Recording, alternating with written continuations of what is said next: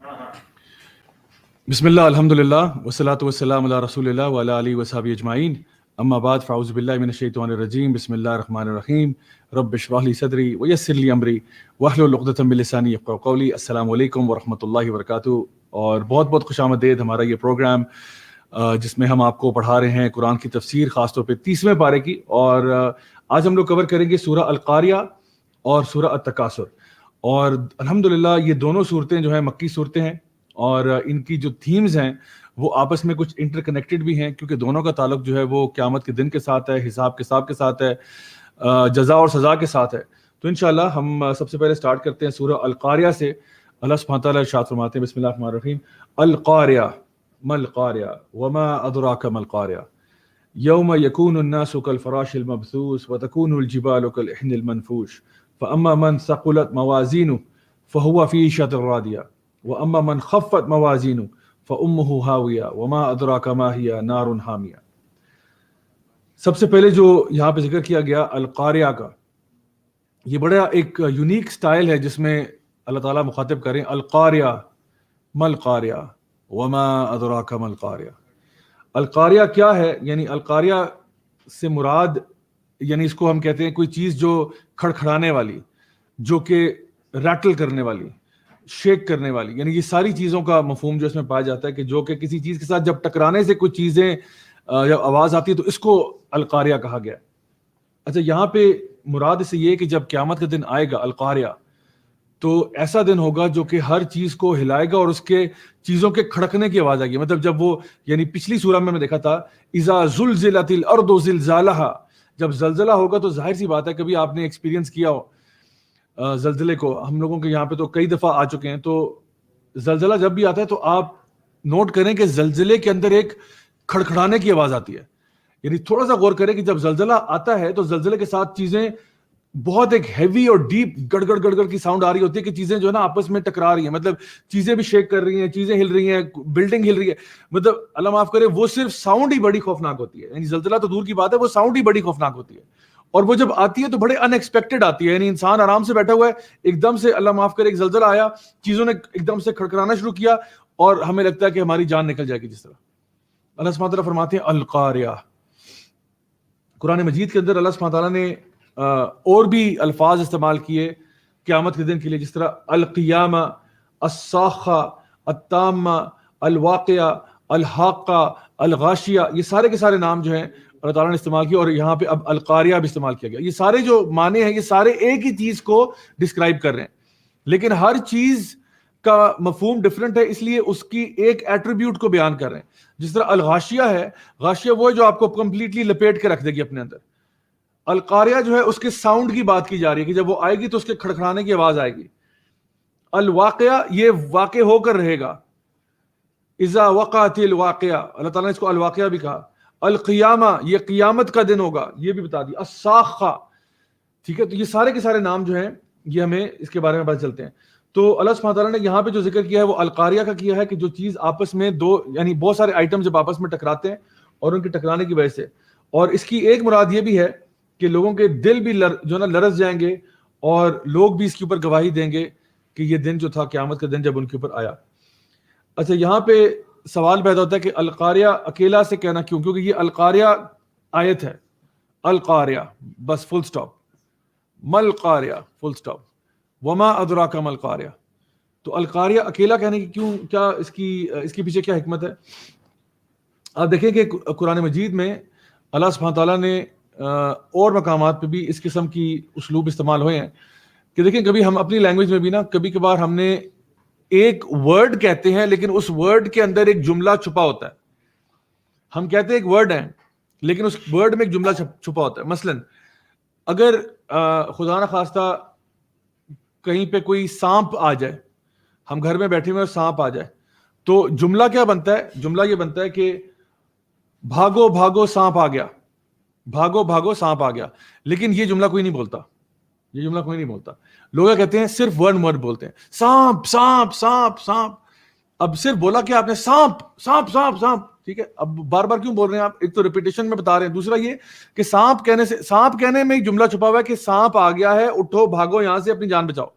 یا گھر میں خدا نہ خواستہ آگ لگ جائے تو کہتے آگ آگ آگ. اب یہ آگ کوئی جملہ تو نہیں ہے. اگر کوئی بہت ہی زیادہ گرامر کا اسٹوڈنٹ ہو وہ کہ آگ آگ سے کیا مراد ہے, پورا جملہ مکمل کرو. کہ بھائی یہ عقل مند کے لیے اشارہ کافی ہوتا ہے. میں نے اگر آگ آگ کہہ دیا ہے تو اس کا مطلب ہے کہ آگ لگی ہوئی ہے, یہاں سے نکلو. میرے پاس اتنا ٹائم نہیں ہے کہ میں آپ کو بتاؤں پورا جملہ کمپلیٹ کروں. میں صرف کہہ رہا ہوں بھاگو. یعنی ایک سینس آف ارجنسی بھی ہوتی ہے اس میں, ایک یعنی انسان کو جلدی ہوتی ہے کہ جلدی سے بات پہنچے, اس لیے ہم سانپ سانپ سانپ کہتے ہیں کیونکہ ہم جلدی میں ایک بات بتانا چاہ رہے ہیں اور وہ سانپ کہنا ہی کافی ہے. ٹھیک ہے, سو اسی طرح سے جب اللہ تعالیٰ فرما رہے القاریہ, ٹھیک ہے, تو اس کا مطلب ہے کہ القاریہ یعنی قیامت کا دن, یہ جو کھڑکنے والا دن ہے یہ آ کر رہے گا اور یہ ہوگا. اپنے آپ کو پہلے سے بچا لو, اپنے آپ کو بچا لو, آج اپنے اعمال درست کر لو تاکہ تم اس چیز سے بچ جاؤ. سو یہاں پہ القاریہ کہا گیا. القاریہ اگلی آیت میں مل قاریہ, یہ کیا ہے, یہ کیا ہے القاریہ, وما ادراک مل قاریہ, اور تمہیں کیسے پتہ چلے گا کہ القاریہ کیا ہے. سو اللہ سبحانہ تعالیٰ یہاں پہ انسان کو نا سوچنے پہ مجبور کر رہے ہیں کہ وہ سوچے کہ وہ دن آخر کیسا ہوگا. سو یہاں پہ یعنی یہ بتانے کے بعد القاریہ تم القاریہ وما ادراک ما القاریہ, پہلے یہ گراؤنڈ اسٹیبلش کرنے کے بعد کہ ایک ایسا دن آنے والا ہے جس کے بارے میں اللہ تعالیٰ آپ کو وارن کرے. اب یہ انسان کو چاہیے کہ اس پہ غور کرے کہ میری کیا تیاری ہے اس دن کے لیے. جب اللہ تعالیٰ اس طریقے سے اس سورہ کے اندر قیامت کے دن کو اپروچ کر رہے ہیں اور ہمیں بتا رہے ہیں کہ اس طرح سے یہ بات کی جا رہی ہے, تو اب خود سوچیں کہ ہمارے دماغ میں جو سوال آنا چاہیے وہ یہ ہے کہ القاریہ کا دن تو یہ آئے گا اور مجھے کیا پتا یہ دن کیا ہے, ہائے مجھے کیا پتا یہ دن کیا ہے, تو میری اس کے لیے تیاری کیا ہے. اب آگے اللہ تعالیٰ اس کو ڈسکرائب کر رہے ہیں کہ کیا ہوگا وہاں پہ. یوم یکون الناس کالفراش المبثوث, لوگ اس دن جو ہے ایسے ہوں گے. یوم یکون الناس, لوگ اس دن ایسے ہو جائیں گے جیسے کالفراش المبثوث, پتنگے یا موت جس کو ہم کہتے ہیں یا پروانے کہتے ہیں, ایسے جو مبثوث ہیں, بکھرے ہوئے ہیں, ادھر ادھر بکھرے ہوئے پتنگوں کی طرح لوگ ہوں گے. اب یہ ایک منظر ہے, یعنی اس القاریہ کا ایک منظر بیان کیا جا رہا ہے, دوسرا اس کے بعد آئے گا. ایسا منظر جب لوگ پتنگوں کی طرح آگے پیچھے بھاگ رہے ہیں. کبھی آپ نے کسی لائٹ کہیں لگی ہو نا, ہائی انٹینسٹی لائٹ کہیں پہ لگی ہو کسی جگہ پہ, اس لائٹ کے پاس پتنگوں کی موومنٹ اگر آپ نے دیکھی ہو کبھی, ایسے رینڈم ہوتی ہے, اس میں کوئی آرڈر نظر نہیں آ رہا ہوتا کہ سارے پتنگے ایک لائن میں آ رہے ہوتے ہیں پھر وہاں سے جا رہے ہوتے ہیں. نہیں, ہیپ ہیزٹ کچھ سمجھ نہیں آ رہا, لگتا ہے کہ پینک کریٹ ہوا ہے, ایسے لگتا ہے کہ پینک کریٹ ہوا ہے. اللہ تعالیٰ فرما رہے ہیں کہ لوگ اس دن ایسے ہوں گے جیسے کہ آرڈر میں نہیں. آج ہم لوگ سارے بڑے تمیز سے جو نا ہماری سڑکوں پہ گاڑیاں بھی چل رہی ہیں, ٹریفک کا فلو ہو رہا ہوتا ہے, ہر چیز بڑے آرڈرلی چل رہی ہے. اس دن جو ہے نا کوئی آرڈر نہیں ہوگا, ہر چیز کیوس.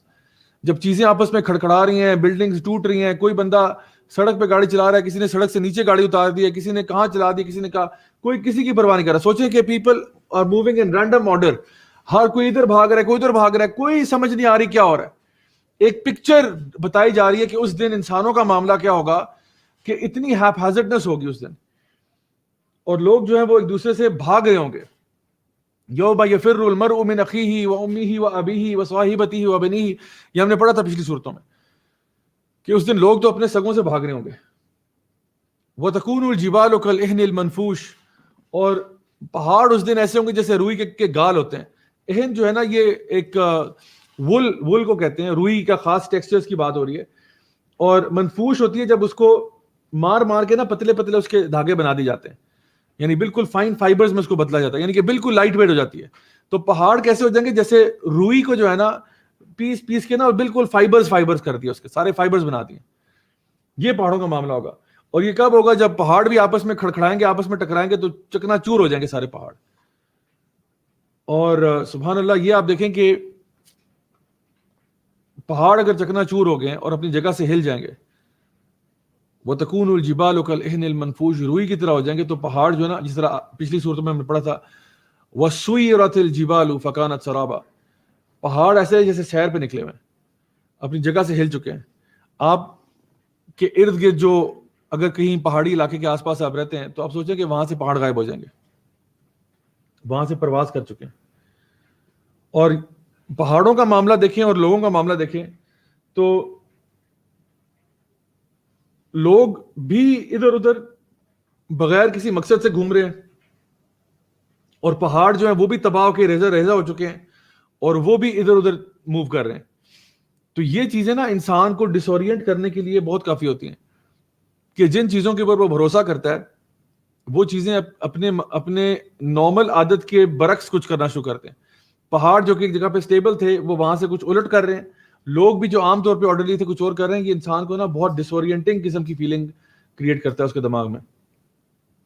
اور پھر آگے اللہ تعالیٰ نے یہاں پہ ارشاد فرمایا کہ اس کے بعد کیا ہوگا.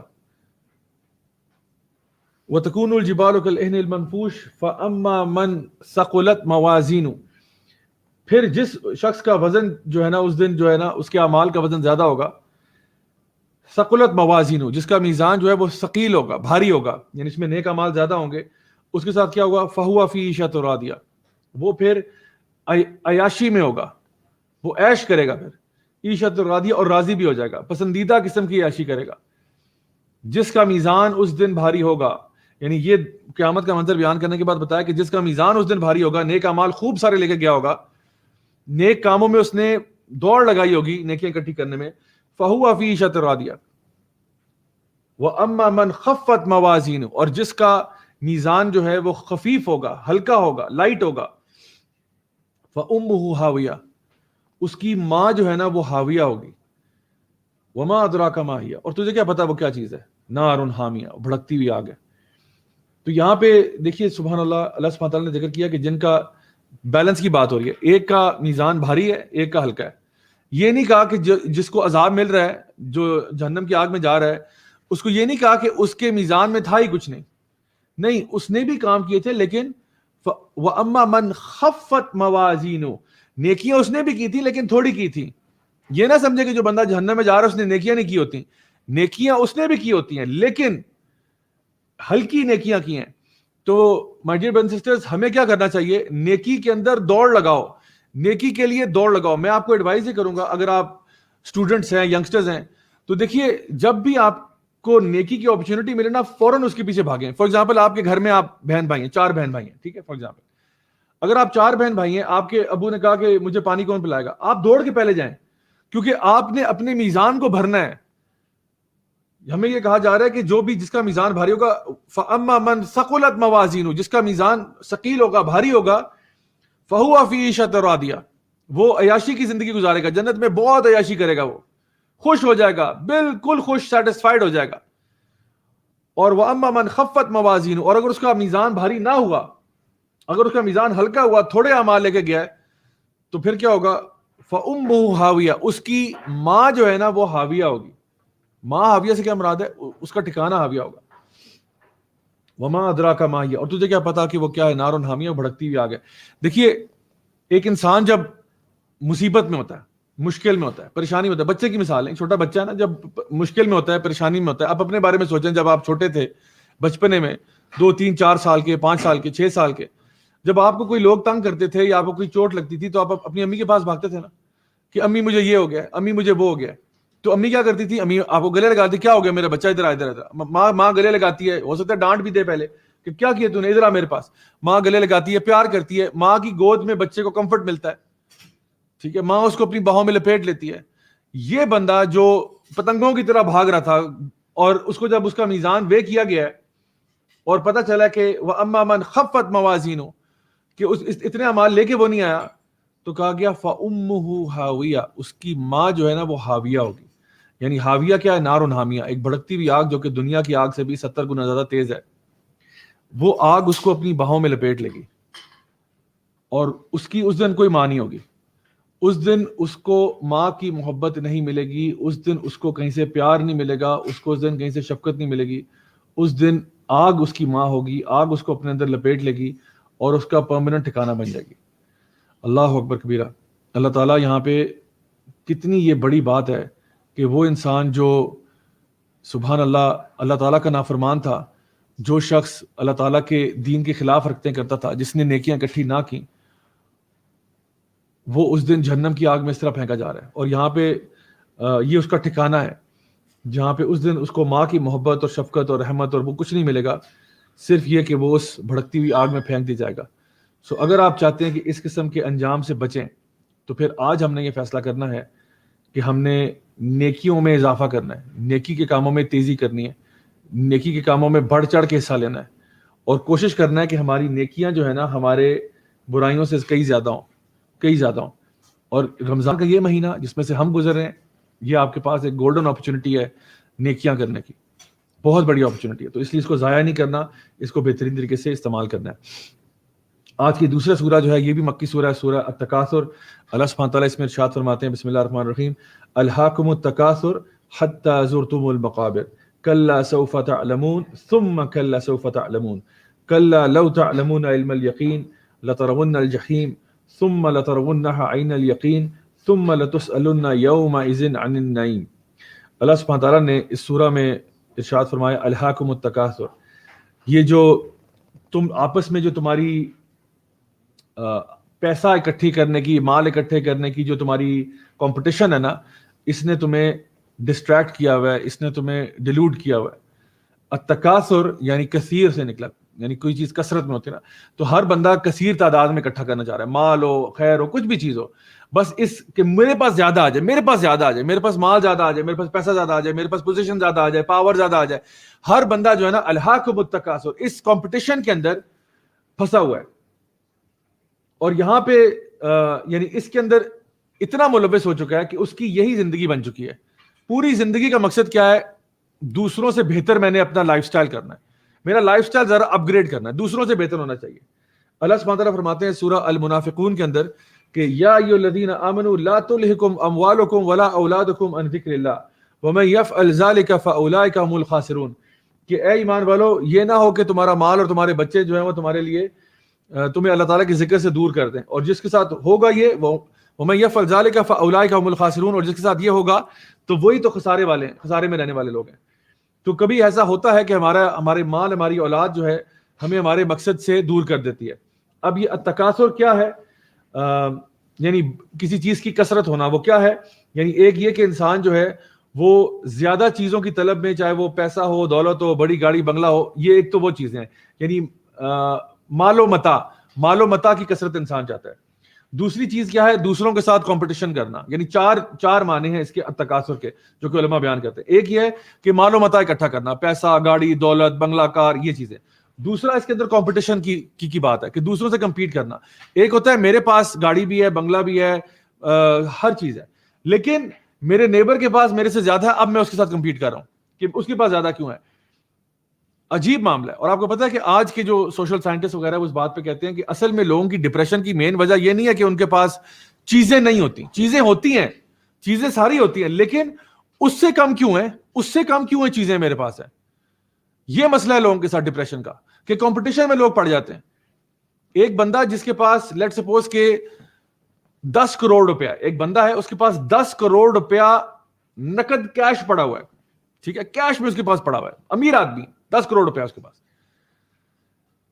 لیکن اس کا جو دوست ہے اس کے پاس 20 کروڑ ہے، اور اس کا جو آگے دوست ہے، یہ 10 دوستوں کا سرکل ہے، اس کے پاس جو ہے وہ 10 کروڑ ہے، ایک کے پاس 20 ہے، پھر 30 ہے، پھر 40 ہے، 50 ہے، اور کرتے کرتے یعنی یہ اس کے سارے دوست ہیں۔ تو جس کے پاس 10 کروڑ ہے نا، وہ اپنے آپ کو انسیٹسفائیڈ محسوس کرتا ہے کہ بھئی میرے پاس 10 کیوں ہے، میرے پاس 20 کیوں نہیں ہے، میرے پاس 30 کیوں نہیں ہے، میرے پاس 40 کیوں نہیں ہے، ہونا چاہیے، کیوں نہیں ہونا چاہیے، ہونا چاہیے ضرور۔ اب وہ اس کمپٹیشن میں بیچارہ مر رہا ہے۔ یہ تو اس اینڈ کی بات بتا رہا ہوں، جو کروڑوں میں کھیل رہا ہے وہ بھی رو رہا ہے، نیچے آ جائیں، سویپر کے لیول پہ آ جائیں۔ 2 جمع دار ہیں نا، ایک جمع دار نے نیا جھاڑو خرید لیا، اب دوسرا اسے جل رہا ہے کہ اس کے پاس نیا جھاڑو کیوں ہے۔ ہر بندہ کمپٹیشن میں لگا ہوا ہے، ہر بندہ، چھوٹے لیول والا چھوٹے لیول پہ کمپٹیشن کر رہا ہے، بڑے لیول والا بڑے لیول پہ کر رہا ہے۔ اپنے چیزوں سے خوش نہیں ہونا، اپنے کام سے سیٹسفائیڈ نہیں ہونا کہ الحمدللہ علی کل حال، جو ہے اللہ کا شکر ہے، میری زندگی چل رہی ہے، میں خوش ہوں، میرے پاس جو ہے نا الحمدللہ الحمدللہ، یہ ایٹیٹیوڈ نہیں ہے۔ ایٹیٹیوڈ کیا ہے؟ کمپٹیشن کرنا ہے میں نے۔ تو ایک مطلب ہو گیا کہ جب انسان زیادہ مال و متاع چاہتا ہے، دوسرا وہ کمپیٹ کرتا ہے، تیسرا تفاخر بھی مطلب ہے اس میں، یعنی فخر کرنا، فخر لینا اس بات میں کہ میرے پاس زیادہ ہے، اس چیز پہ غرور اور تکبر میں آ جانا، تفاخر، ٹھیک ہے۔ اور چوتھی چیز کیا ہے کہ جہاں پہ انسان جو ہے وہ زیادہ سے زیادہ کی طلب رکھتا ہے، یعنی سیٹسفائیڈ نہیں ہوتا، جو ہے اس پہ سیٹسفائیڈ نہیں ہے، بلکہ زیادہ سے زیادہ کی طلب کے اندر پھنسا رہتا ہے۔ جیسا کہ نبی کریم صلی اللہ علیہ وسلم نے فرمایا کہ اگر آپ ابن آدم کو ایک سونے کا پہاڑ بھی دو گے تو وہ دوسرا ڈیمانڈ کرے گا، اور کوئی چیز اس کا پیٹ بھر نہیں سکتی سوائے قبر کی مٹی کی۔ اور یہی اگلی آیت میں اللہ تعالیٰ یہ بات ارشاد فرماتے ہیں، الہاکم التکاثر حتی زرتم المقابر، یعنی تمہیں اس رائیولری میں پھنسے رہو گے جب تک کہ تم قبروں میں نہیں چلے جاتے. حتیٰ زرتم المقابر. زرتم یا ذرا یا زیارہ کہتے ہیں نا جب کوئی انسان کسی کو ملنے جا رہا ہوتا ہے کہ جی اس کی زیارت کرنے گئے ہیں. زرتم المقابر, جب تم قبروں کی زیارت کرنے جاؤ گے, جب تم قبر کو وزٹ کرنے جاؤ گے, ٹھیک ہے, تو اس کا مطلب کیا ہوا کہ یہ وزٹ ایک ٹیمپرری وزٹ ہے. آپ نے پرماننٹلی تو قبر میں رہنا نہیں ہے, اور قبر سے باہر بھی نکلنا ہے آپ نے. تو قبر تمہارا آخری ٹھکانہ نہیں ہے, قبر سے آگے بھی جہاں اور بھی ہیں, قبر کے بعد قیامت کا دن بھی آئے گا, پھر قبر سے باہر آ جاؤ گے. وَبُعْثِرَ مَا فِي الْقُبُورِ, کو ساری قبریں جو ہے نا وہ اپنے اندر کی چیزیں باہر نکال دیں گی ساری. اور پھر کیا ہوگا, اس کے بعد آپ کا قیامت کا دن آئے گا, اس کے بعد جنت اور جہنم کا معاملہ ہوگا. تو یہ ساری چیزیں جو ہیں یہاں پہ اس سے مراد ہیں. تو جب انسان قبر میں جائے گا تبھی اس کو سمجھ میں آئے گی یہ بات کہ آخر میں کس چیز کے پیچھے بھاگ رہا تھا. آج کل ہماری اس کمپٹیشن کا عالم یہ ہو چکا ہے, اللہ اکبر, کہ لوگ قبروں میں بھی کمپیٹ کر رہے ہیں. ہم نے جی ہمارے ان کی قبر جو ہے نا وہ ہم نے سنگ مرمر کا پتھر منگوایا فلاں جگہ سے, ان کی قبر ہم نے ایسی بنائی ہے. ہماری ڈیڈ باڈی جی امریکہ سے آ رہی ہے, آپ کی کہاں سے آئی؟ آپ کی تو پاکستان سے آئی. اور نہیں وہ پھر ہماری ڈیڈ باڈی ہم نے امریکہ سے امپورٹ کروائی ہے, وہ وہاں سے تھے, ہم نے ان کو منگوایا, ہم نے ایسا کیا ویسا کیا. اس طرح سے لوگ سوچ رہے ہوتے ہیں. یعنی ابھی ہم لوگوں نے ایون اپنے فیونرلز کو بھی جو ہے نا کمپٹیشن کا ذریعہ بنا دیا. ان کا فیونرل دیکھا تھا کتنا بڑا ہوا تھا, وہاں پہ اتنے لوگ آئے تھے, کیٹرنگ کہاں سے کرائی تھی, وہ جی فلاں کیٹرنگ کمپنی نے وہاں پہ کیٹرنگ کی تھی, فلاں والوں نے ٹینٹ سروس لگائی تھی. یعنی موت پہ تو اللہ کے بندوں مان جا کرو, موت پہ تو اللہ کا خوف آ جا کرے تمہارے اندر کہ یہ بندہ جو آج زمین سے اوپر تھا آج زمین سے نیچے ہے. اور اس میں بھی لوگ فخر کر رہے ہوتے ہیں. تو اصل میں قبر کو دیکھنا, قبر کی زیارت کرنا, قبر کو وزٹ کرنے کے بارے میں نبی کریم صلی اللہ علیہ وسلم کی جو حدیث ہیں اس میں تھا کہ شاید تمہیں موت یاد آ جائے. یعنی اس لیے کہا تھا کہ تاکہ تمہیں موت یاد آئے. بہرحال اس میں ایک اہم نقطہ یہ کہ عورتوں کے لیے پھر بھی جو ہے نا قبرستان جانا جو ہے وہ جائز نہیں ہے نبی کریم صلی اللہ علیہ وسلم کی احادیث کے مبارک جو نا مطابق اگر ہم دیکھیں. لیکن جو نا مردوں کو چاہیے کہ وہ قبرستانوں کو وزٹ کیا کریں صبح کے ٹائم میں, رات یعنی مغرب کے بعد نہیں, اور اس لیے تاکہ وہ یاد کریں کہ ہماری بھی موت نے آنا ہے, ہم نے بھی قبر میں جانا ہے. تو اس لحاظ سے حتیٰ زرتم المقابر. اور آپ دیکھیں کہ ابھی ہم لوگوں نے اس کانسیپٹ کو نا مرنے کو اتنا ہم نے ہلکا کر دیا ہے کہ ہم شاید اس کو ایڈمٹ بھی نہیں کرنا چاہتے کہ ہم نے مرنا ہے. حالانکہ اللہ تعالیٰ فرماتے ہیں کلو نفس ذائقۃ الموت. لیکن آج ہم جو لفظ استعمال کرتے ہیں مرنے کے لیے وہ ہم کہتے ہیں جی فلاں وہ جی پردہ فرما گئے, وہ جی دنیا سے رخصت ہو گئے, وہ جی اللہ کو پیارے ہو گئے. یہ کوئی نہیں کہتا وہ قبر میں چلے گئے, یہ کوئی نہیں کہتا. ہم لوگوں نے ٹرمز ایسی یوز کر لی ہیں کہ جہاں پہ ہم نا اس ٹاپک کے بارے میں انکمفرٹیبل ہیں, ہم موت کو ڈسکس نہیں کرنا چاہتے, ہم اس کے بارے میں انکمفرٹیبل ہیں. حالانکہ نبی کریم صلی اللہ علیہ وسلم کی حدیث یہ تھی کہ اکثر ذکر کیا کرو اس کا جو تمہارے لذتوں کو ہلاک کر دیتی ہے, اکثر ذکر کیا کرو اس چیز کا جو تمہاری لذت کو ہلاک کر دیتی. کیا یعنی کہ موت کو اکثر یاد کیا کرو. تو اپنی محفلوں میں نا جب انسان موت کا تذکرہ کرتا ہے نا تو ہر بندے کو پھر یہ احساس ہوتا ہے کہ میں نے مرنا ہے, میں نے اللہ کے پاس جانا ہے, اور اگر میں نے اللہ کے پاس جانا ہے تو مجھے آج اپنے اعمال کو ٹھیک کرنا ہوگا, ورنہ میرا آخر میں انجام اچھا نہیں ہوگا. اور کئی ایسے لوگ ہوتے ہیں جو ساری عمر اپنی پیسے اکٹھے کرنے میں لگا دیتے ہیں, لیکن جب مرتے ہیں تو ساری چیز جو ہے نا وہ اپنے کتوں کو وراثت میں دے دیتے ہیں. ایک ایسا ہی واقعہ 2014 میں غالباً میں نے سنا تھا جہاں پہ کسی بندے نے اپنے کتوں کو, 4 کتے تھے اس کے, $75 ملین وراثت میں دے گیا. $75 ملین اپنے 4 کتوں کو وراثت میں دے کے چلا گیا. بچوں کو کچھ نہیں, فیملی کو کچھ نہیں, بس کتوں کے نام کر کے چلا گیا. کبھی کبھار ایسے بھی ہوتا ہے, ساری عمر آپ کماتے رہتے ہیں, الہاکم التکاثر, اور اینڈ میں کیا ہے اس کی مال کی ویلیو کوئی نہیں, آپ کتوں کو پھینک کے چلے گئے. بڑے بڑے ایسے لوگ ہیں.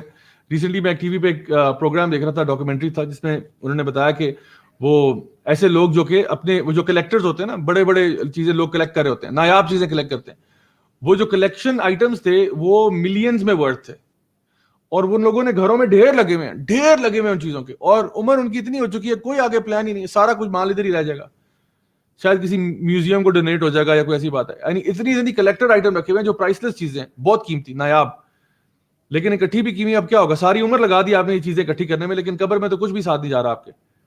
کیا فائدہ ہوا, اتنی محنت ساری عمر تم نے لگا دی اور فائدہ کچھ نہیں ہوا. آگے فرمایا کلا سوف تعلمون ثم کلا سوف تعلمون, یقیناً بہت جلد تمہیں پتہ چل جائے گا. پھر فرمایا ثم, پھر بہت جلد تمہیں پتہ چل جائے گا. کلا سوف تعلمون ثم کلا سوف تعلمون. تو کلا یعنی اس کی ایک تو مراد یہ کہ جب انسان قبر میں جائے گا تب پتہ لگ جائے گا اس کو, جب موت آئے گی تب پتہ چل جائے گا, جب قبر میں جائے گا تب پتہ چل جائے گا, پھر جب وہ قیامت کے دن اٹھایا جائے گا.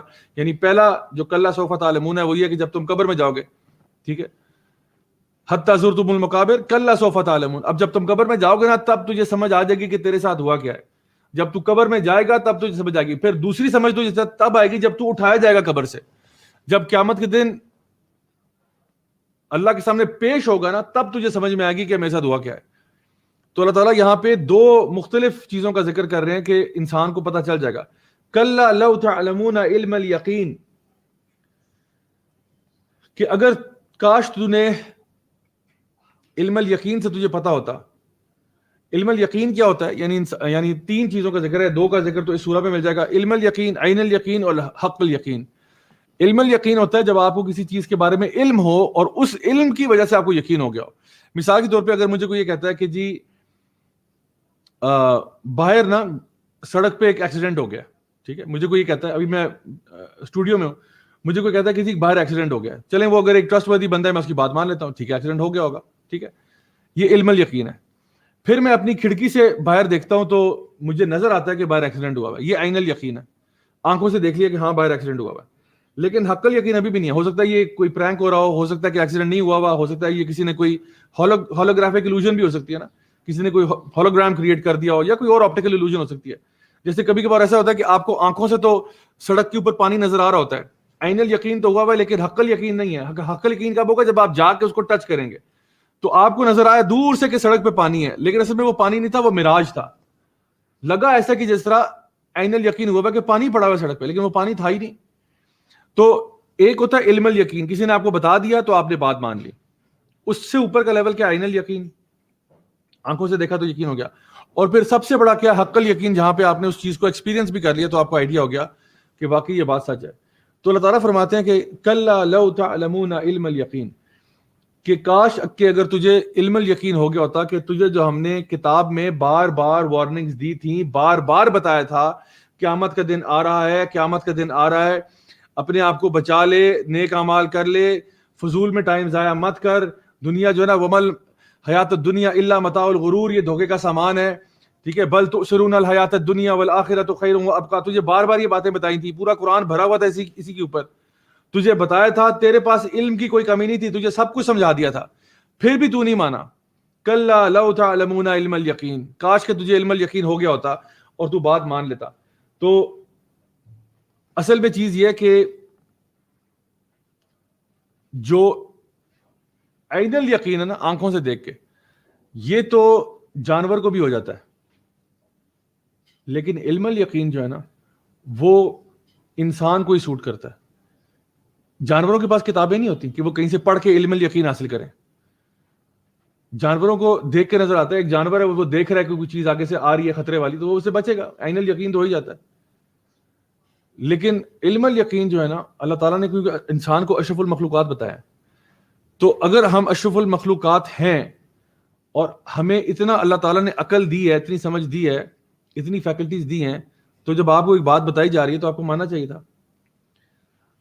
آگے فرمایا لترون الجحیم, اور پھر تو اپنی آنکھوں سے دیکھے گا جہیم کو, جہنم کو. یہاں پہ کیا فرمایا کہ کلا لو تعلمون علم الیقین لترون الجحیم, کہ کاش کہ اگر تجھے علم الیقین ہو چکا ہوتا, لیکن اب کیا ہے کہ تو ضرور اپنی آنکھوں سے جہنم کو دیکھے گا. تو یہاں پہ جہنم کو دیکھنے کا منظر کی بات کی جا رہی ہے. انسان جب اپنے اس کیے کو دیکھے گا کہ جہاں وہ جا رہا ہے, یہ بھی ایک ٹارچر ہے. یعنی ایک انسان ہوتا ہے نا جس کو پنشمنٹ مل رہی ہے. مثال کے طور پہ آپ چھوٹی سی ایگزامپل دیتا ہوں. اگر ایک بچہ ڈینٹسٹ کے پاس گیا اور بچے کو نہیں پتا کہ ڈینٹسٹ ٹولز کون سے استعمال کر رہا ہے, ٹھیک ہے, تو پھر بچے کی پین تھوڑی کم ہوگی. یعنی بچے کو اگر نظر ہی نہیں آ رہا کہ ٹول کون سے استعمال ہو رہے ہیں, بس یہ پتا ہے ڈاکٹر صاحب کہہ رہے ہیں منہ کھولو بیٹا, منہ کھولتا ہے وہ کوئی چیز اندر لگا رہا ہے. اب بچے کو نہیں پتا وہ چیز کیا ہے. اچھا اب سوچے کہ اگر بچے کو بار بار ہر اپلائنس دکھائی جائے کہ بیٹا یہ ابھی تمہارے اوپر میں نا آپریشن کروں گا, یہ دیکھ رہے ہو یہ ہے ڈرل مشین, ٹھیک ہے, یہ میں ابھی تمہارے دانتوں میں ڈرل کرنے جا رہا ہوں, ٹھیک ہے, تو بچے کا تو پہلے ہی آدھا فوت ہو جائے گا ڈرل مشین دیکھ کے. یا وہ ایک اور کوئی شارپ سا انسٹرومنٹ نکالتا ہے, ڈفرنٹ سرجیکل انسٹرومنٹس ہوتے ہیں, اور وہ کوئی کبھی اس کو چاقو دکھا رہا ہے, کبھی کچھ دکھا رہا ہے, ڈفرنٹ اسکیپل اور ڈفرنٹ چیزیں کہ یہ اب یہ استعمال کروں گا تمہارے منہ, اب یہ استعمال کروں گا. تو ہر دفعہ بچہ جو ہے وہ شوق میں جا رہا ہے کہ بھئی یہ کیا ہو رہا ہے میرے ساتھ.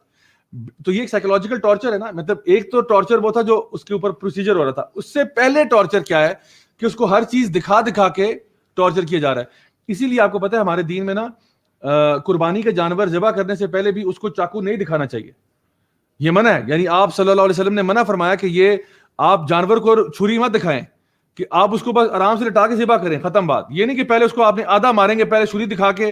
جانوروں کے ساتھ بھی یہ نہیں کرنا چاہیے. تو یہاں پہ اللہ سبحانہ تعالیٰ بتا رہے ہیں کہ یہ جو تم نے کیا تھا نا, جو تمہیں وارننگز دی گئی تھی, تم نے بات نہیں مانی, تو سب سے پہلے لترون الجحیم, تجھے دکھایا جائے گا کہ یہ تیری جہنم میں جا تو جا رہا ہے. اللہ معاف کرے, اللہ تعالیٰ ہم سب کو اپنے حفظ و مان میں رکھے اور ہر قسم کے شر سے بچا کے رکھے. یہ وہ معاملہ ہو رہا ہے ان لوگوں کا جو اللہ کی نافرمانیاں کرتے تھے. ثم لترونها عین الیقین, پھر تجھے ہو جائے گا آنکھوں کے ساتھ عین الیقین تجھے ہو جائے گا. اب تو جانوروں والی صفت پہ آیا نا, اب تجھے عین الیقین ہو رہا ہے. پہلے تجھے علم الیقین والا, ہم تجھے اچھا سمجھتے تھے, ہم تجھے انسان کا بچہ سمجھتے تھے, ہم نے تیرے پاس نشانیاں بھیجی, سائنس بھیجے, ہر چیز بھیجا کہ تو عقل کر, سمجھ کر اور بات کو سیکھ جا, لیکن تو نے نہیں کیا. تو اب تجھے عین الیقین ہو رہا ہے, اب تو دیکھ رہا ہے, تجھے یقین ہو رہا ہے. ثم لترونها عین الیقین, اور پھر تو اس کو دیکھے گا ایک یعنی آنکھوں کے یقین کے ساتھ. اب تجھے یقین ہو گیا کہ جس عذاب میں تو جا رہا ہے وہ سچ تھا. کاش کہ تو نے پہلے مان لیا ہوتا, کاش کہ تو جب دنیا میں تھا تو نے اپنی عقل و شعور کو استعمال کرتے ہوئے یہ بات مان لی ہوتی. آگے فرمایا ثم لتسألن یومئذ عن النعیم, اس دن ثم لتسألن, تسألن یعنی سائل سے, سوال سے نکلا, تو اس دن سوال کیا جائے گا, یومئذ اس دن, عن النعیم ہر نعمت کا. تو یہ بتایا جا رہا ہے کہ اس دن تیرے سے سوال کیا جائے گا ہر قسم کی نعمت کا جو اللہ تعالیٰ نے تجھے عطا فرمائی تھی. تجھے تو اکٹھی, یعنی شروع میں دیکھیں نا سورہ سٹارٹ کہاں سے ہوتی, الہاکم التکاثر حتی زرتم المقابر. تو چیزیں اکٹھی کر رہا تھا, جان لے جتنی چیزیں تو نے اکٹھی کی نا, ان ساروں کا سوال ہونا ہے. ثم لتسألن یومئذ عن النعیم, اس دن ہر نعمت کا سوال ہوگا جو تو اکٹھی کیے جا رہا تھا نا. آج آپ دیکھیں ہم لوگوں کا لائف سٹائل یہ ہو چکا ہے کہ ہمارے انسانی تاریخ میں کبھی ایسا دور نہیں گزرا کہ جب لوگوں نے اتنی زیادہ چیزیں خریدی ہوں جتنی آپ خرید رہے ہیں. ہم ایک کنزیومر اکانومی میں رہتے ہیں, ہم لوگ کنزیوم کرتے ہیں even things we don't need. ہماری نیڈز اتنی سی ہیں, ہماری وانٹس انفینٹ ہیں. یعنی میری نیڈ کیا ہے, میری نیڈ یہ ہے میرے پاس کپڑا ہو, مجھے کھانے کو مل جائے, سونے کو بستر مل جائے, بیسک نیڈز ہیں. اگر آج کے دور میں ٹھیک ہے مجھے ایک ٹرانسپورٹ چاہیے, میں ایک جگہ سے دوسری جگہ ٹرانسپورٹ ہونا چاہتا ہوں, مجھے اپنی کتابیں چاہیے پڑھنے کے لیے, مطلب بیسک نیڈز ہوتی ہیں انسان کی جو اس کو چاہیے ہوتی ہیں. لیکن وانٹس کیا ہیں, ہزاروں خواہشیں ایسی کہ ہر خواہش پہ دم نکلے. انسان خواہشوں کی انبار لگا دے, خواہشیں تو ختم ہونے کا نام ہی نہیں لیتی, انفینٹ پہ چلتی ہیں. تو جتنی بھی چیزیں تو اکٹھی کر رہا ہے. آپ کو پتہ ہے ابھی کووڈ کے اندر لوگوں نے, کیونکہ کچھ ہوا, آدھا لاک ڈاؤن چل رہا ہے آدھا نہیں چل رہا, لوگوں نے آن لائن شاپنگ اتنی کی, اتنی چیزیں اٹھا کے گھروں میں لا کے رکھ لی ہیں جو ان کو زندگی میں کبھی چاہیے نہیں ہے. یعنی لوگوں نے اتنا سامان خریدنا شروع کر دیا ہے کیونکہ سمجھ نہیں آ رہی اب ٹائم کہاں لگائیں, چلو کنزیوم کرو, کنزیوم کنزیوم کنزیوم. ہمیں یہ بتا دیا گیا کہ جتنا تم کنزیوم کرو گے اتنی خوشی تمہیں ملے گی. Retail therapy, shop till you drop, یہ طریقہ اسلام کا نہیں ہے. آپ جو چیزیں آپ کی ضرورت کی ہیں وہ آپ لیں, ٹھیک ہے, ایکسٹرا چیزوں سے گریز کرے انسان. تو کیونکہ ہر چیز کا سوال ہوگا, ثم لتسألن یومئذ عن النعیم, اس دن اللہ تعالیٰ ہر نعمت کا جو ہے نا سوال کرے گا. صحابہ بیان کرتے ہیں کہ اگر آپ کے پاس ایک تکیہ بھی ہے نا تو وہ بھی ایک نعمت ایسی ہے جو کہ ہر انسان کے پاس نہیں ہے. کئی لوگ ہیں وہ بغیر تکیے کے بھی سو لیتے ہیں, تو اگر آپ کے پاس تکیہ ہے تو یہ بھی ایک نعمت ہے. ثم لتسألن یومئذ عن النعیم, اس دن تیرے سے تکیے کا بھی سوال ہوگا. اور کیا چیزیں ہیں, میں آپ کو مثال کے طور پر بتاتا ہوں. نلکے کا پانی یہ ایک نعمت ہے. کیوں میں کہہ رہا ہوں نلکے کا پانی نعمت ہے؟ کیونکہ بہت لوگوں کے پاس یہ نہیں ہے. بہت سے لوگوں کو نلکے سے پانی نہیں ملتا, وہ ان کو نا دریا کے کنارے جا کے پانی لانا پڑتا ہے, ان کو کہیں اور جا کے سفر کر کے کسی لیک پہ کسی جھیل پہ جا کے پانی لانا پڑتا ہے. ہمیں نلکے میں اگر گھر میں پانی مل رہا ہے اللہ کی بہت بڑی نعمت ہے. کئی لوگ ایسے ہیں جن کے گاؤں میں, ان کی بستی میں ٹینکر آتے ہیں, ٹینکر آ کے پانی ڈالتا ہے, ایک ہی ٹینکی ہے پورے گاؤں میں, اس ٹینکی میں پانی ڈالتا ہے, اسی کے ساتھ نلکے لگے ہوئے, وہیں سے لوگ پانی بھر کے اپنے گھروں میں لے کے جاتے ہیں. اور خواتین وہاں پہ جو ہیں وہ ٹینکر کے نیچے سے جو پانی تھوڑا تھوڑا لیک ہو رہا ہوتا ہے نا, اس کے نیچے اپنا تولیے رکھ دیتی ہیں کہ وہ تولیے بھیگ جائیں اس گرتے ہوئے ٹپکتے ہوئے پانی سے, اور ان تولیوں سے وہ اپنے بچوں کو واش کرتی ہیں, صاف کرتی ہیں, کیونکہ نہانے کا پانی نہیں ہے, اسی تولیے سے ہی بس وائپ کر دیتے ہیں ان کو, بس اتنا ہی کافی ہے. اور ہم ہے کہ ہمارے گھروں میں ٹیپ واٹر آ رہا ہے اور ہمیں اس کی شاید قدر ہی نہ ہو, ایسے پانی کھولا اور بہہ رہا ہے بہہ رہا ہے بہہ رہا ہے. حالانکہ آپ صلی اللہ علیہ وسلم کی حدیث آپ نے فرمایا کہ کسی بہتے دریا کے کنارے پہ بھی ہونا پانی ضائع نہ کرو. اور پھر سردیوں میں گرم پانی آ رہا ہے, یہ تو اور بھی بڑی نعمت ہے. اگر آپ کے گھر میں گرم پانی آتا ہے سردیوں میں تو یہ تو اور بھی بڑی نعمت ہے. ان سے پوچھے جن کو گرم پانی نصیب نہیں ہے. ہم جب ٹرپس لیتے ہیں ناردرن ایریا سائڈ پہ, اکثر وہاں پہ نہیں مل رہا ہوتا گرم پانی, اور ٹھنڈے پانی کے ساتھ وضو کرنے کا مزہ ہی کچھ اور ہے. پھر وہ پہاڑی علاقوں میں جا کے, ایک دفعہ مجھے یاد ہے ہم لوگ تقریباً 8-10 دن کے کیمپنگ ٹرپ پہ گئے تھے. وہاں پہ دریا صبح کے ٹائم, فجر کے ٹائم پہ اتنا ٹھنڈا پانی تھا, لٹرلی آپ کہہ لیں کہ 1 ڈگریز پہ ہوگا وہ, آلموسٹ ایسا پانی تھا جو فریز ہونے کے پاس پہنچا ہوا ہے, اور اس سے بھی وضو کیا الحمدللہ. تو کچھ لوگوں کو, ہمارے ساتھ ایک عالم دین تھے, بہت جو ہے نا شیخ تھے, تو ان سے ہم صبح اٹھ کے پوچھتے تھے کہ شیخ یہ پانی جو ہے وضو کے قابل ہے یا نہیں. کہتے تھے تم لوگوں کے قابل ہے, ان کو نہیں کروانا. یعنی جو جوان لوگ ہیں وہ تو کریں, لیکن جو بزرگ ہیں, جو زیادہ بیمار ہیں, ان کے لیے یہ پانی نہیں ہے. ان کو وہ تیمم بھی کر لیں, یا اگر گرم پانی اویلیبل ہے تو اس کے ساتھ کر لیں, اس کے ساتھ نہیں کریں, یہ پانی بہت خطرناک ہے. تو ہم نے وہ بھی کیا ہوا ہے. تو گرم پانی اگر آپ کو نصیب ہو رہا ہے, یہ بھی اللہ کی نعمت ہے. اگر آپ چل سکتے ہیں, اگر آپ کے پاس چلنے کی صلاحیت ہے, یہ بھی اللہ کی نعمت ہے کہ اللہ آپ, یعنی کہ آپ معذور نہیں ہیں. اگر آپ کے پاس یعنی آج کل کے جو نا حساب سے جو ہے نا سیزن چینج ہو رہا ہے, تو آپ کو مچھر مارنے کے لیے کوئی دوائی چاہیے ہوتی ہے, میٹ چاہیے ہوتے ہیں, اگر وہ ہے تو وہ بھی ایک بڑی نعمت ہے. یقیناً جو لوگ ایکسپیرینس کر چکے ہیں مچھروں کے ساتھ, جن کا پالا پڑا ہوا ہے, وہ جانتے ہیں کہ جو ہے نا ماسکیٹو ریپیلنٹس اور میٹس کتنی بڑی نعمت ہوتے ہیں. سو یہ چھوٹی چھوٹی چیزیں ہم ان کے بارے میں کبھی سوچتے بھی نہیں ہے کہ یہ اللہ تعالیٰ کی نعمت ہے ہمارے پاس. اگر آپ کے پاس جوتے ہیں پاؤں میں پہننے کے لیے, اگر آپ کی گاڑی کے اوپر وائپر لگے ہوئے ہیں, یعنی چھوٹی چھوٹی چیزوں کے بارے میں سوچیں, یہ ساری اللہ تعالیٰ کی طرف سے نعمتیں ہیں. جب یہ چیزیں نہیں ہوتی پھر ہمیں احساس ہوتا ہے کہ کتنی بڑی نعمت تھی اور وہ ہمارے سے چلی گئی. سو جو بھی نعمت ہمارے پاس آ رہی ہے اس کا سوال ہوگا. تو اس سورہ میں اللہ سبحانہ تعالیٰ نے جہاں بات شروع کی تھی وہ یہ کیا تھا کہ لوگ جو ہے نا وہ آپس میں کمپٹیشن کر رہے ہیں چیزیں اکٹھی کرنے میں, لیکن اگر ان کو پتہ چل جائے کہ اس ہر چیز کا حساب ہونا ہے, اور قبر میں تو تمہارے ساتھ ویسے ہی کچھ نہیں جا رہا سوائے تمہارے اعمال کے, تو لوگ پھر اتنی محنت یہاں نہ کریں, اتنی محنت اپنے آخرت کے گھر کو سنوارنے میں کریں. تو اصل میں یہ ہمارا آبجیکٹیو ہے, یہ ہمارا مقصد ہونا چاہیے لائف میں, کہ جو آپ کی نیڈز ہیں ان کے ساتھ رہتے ہوئے اپنے اصل مقصد میں جو اللہ تعالیٰ کی بندگی ہے, اللہ تعالیٰ کی عبادت ہے, اس میں اپنے آپ کو مصروف رکھیں. تو میں دعا کرتا ہوں اپنے لیے بھی, آپ سب کے لیے بھی, کہ اللہ تعالیٰ ہمیں نیک اعمال کرنے کی توفیق عطا فرمائے. آج ہم نے 2 صورتیں پڑھی, سورہ القاریہ اور سورہ تکاثر. دونوں صورتوں کے اندر جو تھیم تھا وہ یہ تھا کہ پہلی سورہ میں, سورہ القاریہ میں, کہ قیامت کا دن جو ہے, جو کہ سب چیزوں کو ہلا کے رکھ دے گا, وہ آئے گا, ضرور آئے گا. اس دن انسان ڈس اورینٹ ہوگا اور پہاڑ ٹوٹ جائیں گے, اور پھر دیکھا جائے گا کہ اس نے میزان پہ کیا لے کے آیا. اس کا میزان بھاری تھا, نیک اعمال سے بھرا ہوا تھا, یا اس کا میزان ہلکا تھا. دوسری طرف ذکر کیا گیا سورہ تکاثر میں ان لوگوں کا جو مال اکٹھا کر رہے ہیں, جو بجائے کہ اپنے میزان کو بھرنے کے, بجائے کہ وہ اپنے میزان کو بھرے نیکیوں سے, وہ اپنی جیبوں کو بھر رہے ہیں مال سے. یعنی دیکھیں کتنی ڈفرنٹ پرائرٹیز ہی فرق ہے. مال اکٹھا کرنے میں بزی ہیں, اور لیکن وہ انہوں نے جانا تو قبر کے اندر ہی ہے. اور پھر ان کو جو بتایا گیا تھا, کاش کہ انہوں نے اس ٹائم پہ عقل کر لیا ہوتا, اس ٹائم پہ انہوں نے علم جو سیکھا تھا اس کے ذریعے اپنے آپ کو اللہ تعالیٰ سے قریب کر دیا ہوتا. جیسے ہم نے سورہ القاریہ میں پڑھا, سورہ الق میں پڑھا تھا کہ وسجد واقترب, کہ جو اقرا سے بات شروع ہوئی تھی وہ وسجد واقترب پہ آپ پہنچی, کہ جو اپنے علم کو لے کر اللہ تعالیٰ کے آگے سجدہ کرتے ہیں, اللہ تعالیٰ سے قرب حاصل کرتے ہیں. تو کاش کہ اس بندے نے اگر یہ کر لیا ہوتا تو آج وہ ایک عیاشی بے فہوا فی عیشۃ راضیہ, پھر وہ عیاشی میں ہوتا, بہت انجوائے کرتا. سو عقل مند انسان وہی ہے جو کہ اپنے اس آج کے ٹائم کو, بیکاز ٹائم ہمارے پاس لمیٹڈ ہے, اسی ٹائم کو استعمال کرے اچھے انداز میں اپنے نیک اعمال اکٹھا کرنے میں. اللہ تعالیٰ ہم سب سے قبول فرمائے ہماری تمام عبادات جو ہم کرتے ہیں, اللہ تعالیٰ ہم سب سے راضی ہو جائے. خواتین و حضرات, ابھی ہم انشاءاللہ کچھ ہی دیر پہ ہمارا ایک بڑا special program live broadcast ہوگا جس کا نام پاور آور ہے. انشاءاللہ ابھی کچھ ہی منٹس میں وہ یہاں پہ سٹارٹ ہونے والا ہے. انشاءاللہ ہم لوگ بھی اس کو ابھی جلدی ہی جوائن کرتے ہیں, بس عصر کی نماز پڑھنے کے فوراً بعد. تو انشاءاللہ do join us for that programme as well. وہ ہمارے ڈفرنٹ چینلس کے اوپر سائملٹینیسلی لائیو براڈ کاسٹ ہو رہا ہوگا.